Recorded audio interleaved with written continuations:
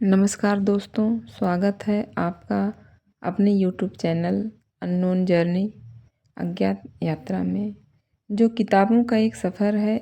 इस सीरीज में हम जानेंगे मैं अर्थात अहम क्या है, आत्मबोध क्या है। इस तरह के बहुत से सवाल भक्तों ने श्री रमण महर्षि से पूछे हैं। सवाल बहुत यूनिक है। आइए जानते हैं रमण महर्षि के वचनों द्वारा। चैप्टर है मनुष्य की प्रकृति। अब हम सिद्धांत के सार यानी मनुष्य की प्रकृति और स्वभाव के बारे में बात करेंगे। मनुष्य इस संसार के सत्य या ईश्वर के बारे में चाहे जो भी विचार करे, वह जानता है कि उसका अपना भी अस्तित्व है। इसी बात को और गहराई से जानने के और समझने के लिए वह अध्ययन करता है और मार्गदर्शन पाना चाहता है। व्यक्ति अपने शरीर के भीतर अस्तित्व को भौतिक देह से जोड़कर जो पहचान देता है उसे मैं या अहम कहते हैं। आत्मा या विशुद्ध चेतना के पास कोई अहम भाव नहीं होता। इस भौतिक देह के पास भी अहम भाव नहीं होता, जो स्वयं जड़ है। इन दोनों के मध्य यानी आत्मा तथा जड़ भौतिक देह के मध्य रहस्यमयी तौर पर मैं का भाव पैदा होता है। यह उनमें से किसी का भी नहीं है और ये स्वतंत्र तौर पर फलता फूलता है। जीवन में जो भी व्यर्थ और अवांछित है, यह अहम उन सब की जड़ है। इसे किसी भी संभव साधन की मदद से नष्ट करना होगा। यही आत्मबोध है। भगवान अक्सर कहते हैं, संसार तुम्हारे बाहर नहीं है, सब कुछ तुम पर ही निर्भर करता है, तुमसे बाहर कुछ नहीं है। मुझे ये बातें भ्रमित कर देती हैं। मेरे जन्म से भी पहले संसार का अस्तित्व था और मेरी मृत्यु के बाद भी बना रहेगा। इसने मेरी तरह बहुत से लोगों के जन्म और मृत्यु को देखा है। भगवान, क्या मैंने कभी ऐसा कहा कि संसार का अस्तित्व तुम्हारे कारण है? मैंने केवल तुमसे प्रश्न पूछा कि ऐसा क्या है जो तुमसे परे है। तुम्हें समझना होगा कि आत्मा का अभिप्राय भौतिक या सूक्ष्म किसी भी तरह के शरीर से नहीं है। भक्त, क्या भगवान कहना चाहते हैं कि आत्मा ईश्वर है? भगवान, आप इस परेशानी को देखें। मैं कौन हूँ या आत्मा अनुसंधान मैं शिव हूँ या मैं वह हूँ की तकनीक से अलग है। मैं आत्मविचार पर बल देता हूँ। संसार और इसके स्वामी को जानने से पहले यह अनिवार्य है कि आप स्वयं को जानें।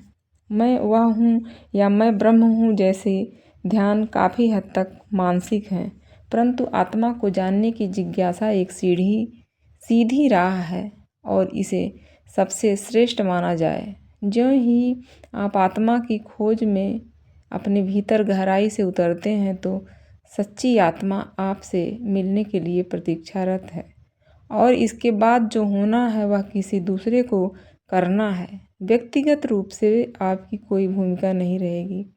इस प्रक्रिया में सारी चर्चा और संदेह अपने आप ही तिरोहित होंगे, जैसे कोई व्यक्ति सोते हुए अपनी सारी चिंताओं को भुला देता है।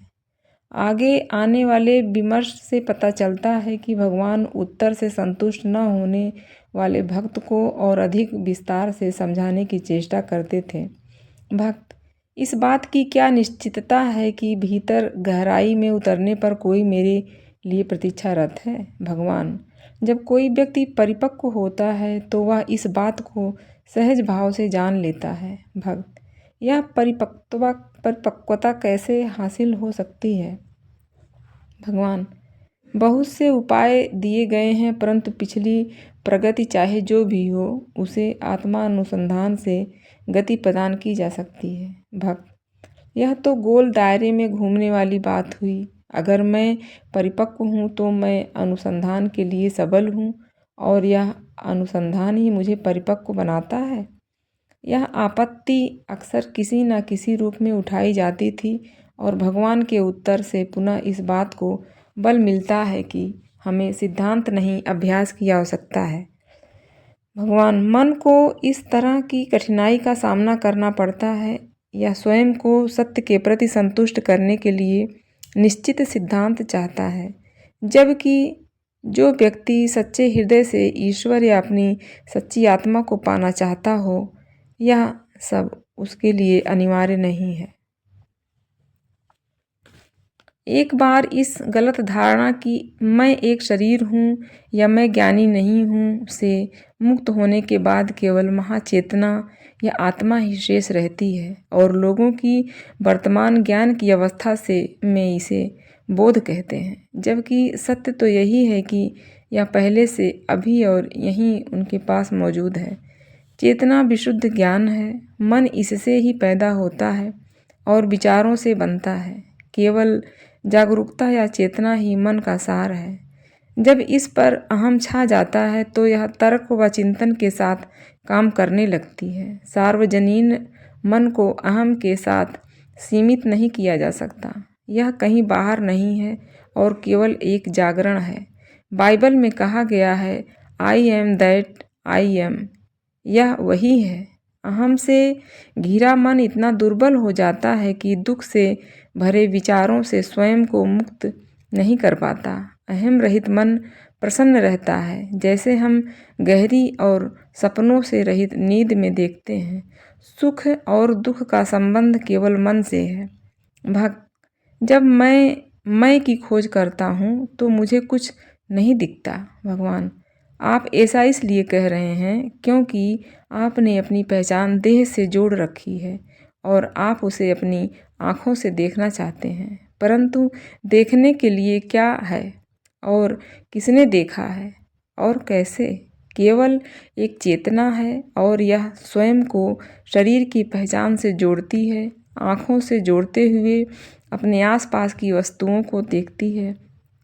व्यक्ति अपनी जागृत अवस्था तक सीमित है। वह कुछ अलग देखने की अपेक्षा रखता है और इंद्रियों की सत्ता को स्वीकार करता है।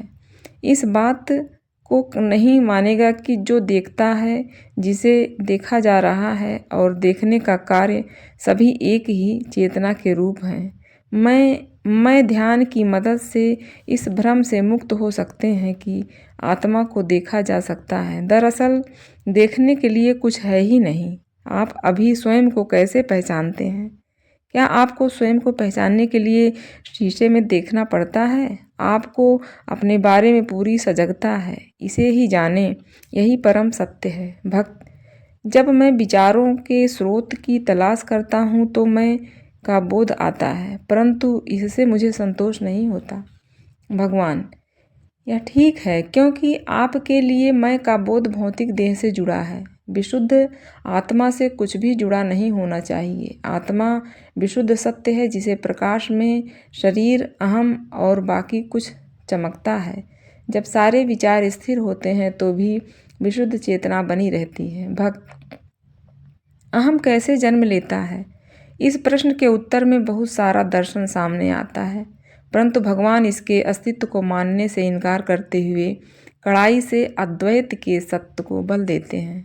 भगवान, कोई अहम नहीं है। अगर ऐसा होता तो इसको अपने शरीर भीतर दो आत्माओं के अस्तित्व को स्वीकार करना होता।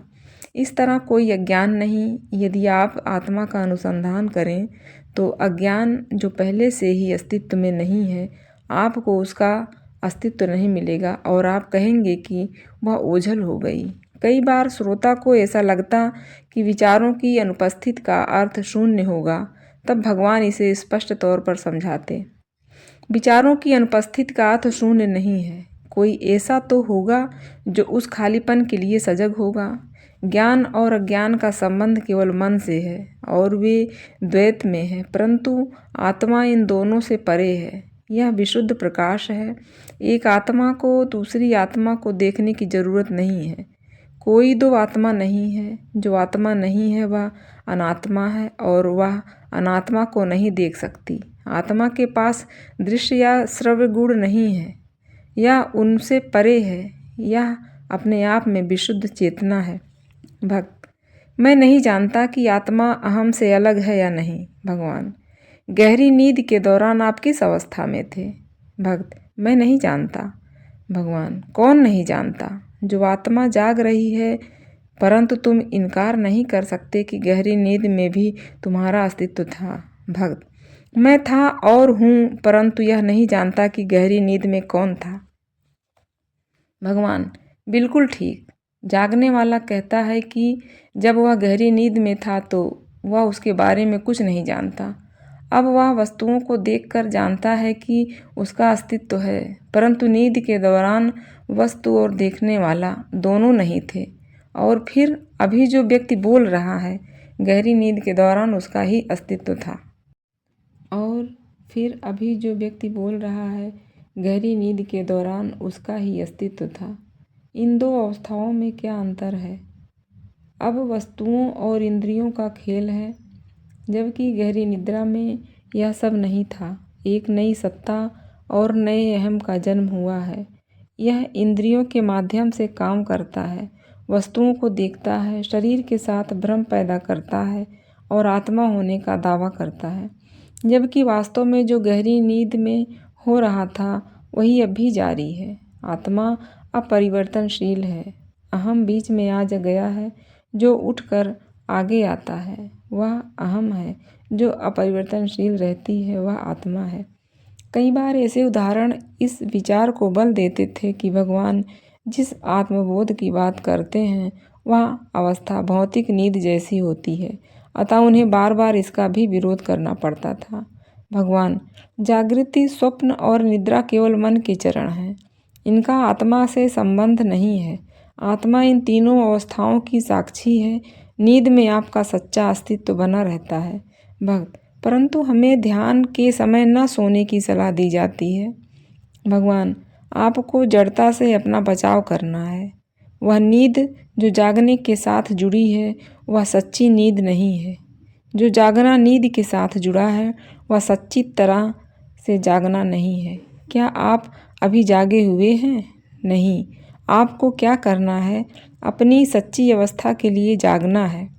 आपको ना तो झूठी नींद में सोना है और ना ही झूठी जागृति के साथ जागना है। हालांकि आत्मा नींद में भी मौजूद होती है, परंतु उसका बोध नहीं रहता। इसे नींद में नहीं जाना जा सकता। पहले इसे जागृत में जानना होगा, क्योंकि यह हमारी सच्ची अवस्था है जो तीनों अवस्थाओं में बनी रहती है। जागृत अवस्था में प्रयत्न किए जाने चाहिए और आत्मा का ज्ञान लेना चाहिए, तभी इसे उस निरंतर बनी रहने वाली आत्मा के तौर पर जाना जा सकेगा, जिस पर जागृति, सुषुप्ति और गहरी निद्रा का कोई प्रभाव नहीं होता। दरअसल आत्मबोध प्राप्त सच्ची अवस्था को चौथी अवस्था के नाम से भी जाना जाता है। यह जागृति, सुषुप्ति और गहरी निद्रा की तीनों अवस्थाओं से परे है। यह निराकार और अद्वैत है। जैसा कि ऊपर की दी गई पंक्तियों से पता चलता है, यह एक सी नहीं है। चौथी अवस्था में अहम चेतना में विलीन होता है, जैसे कि बेहोशी में नींद के दौरान होता है।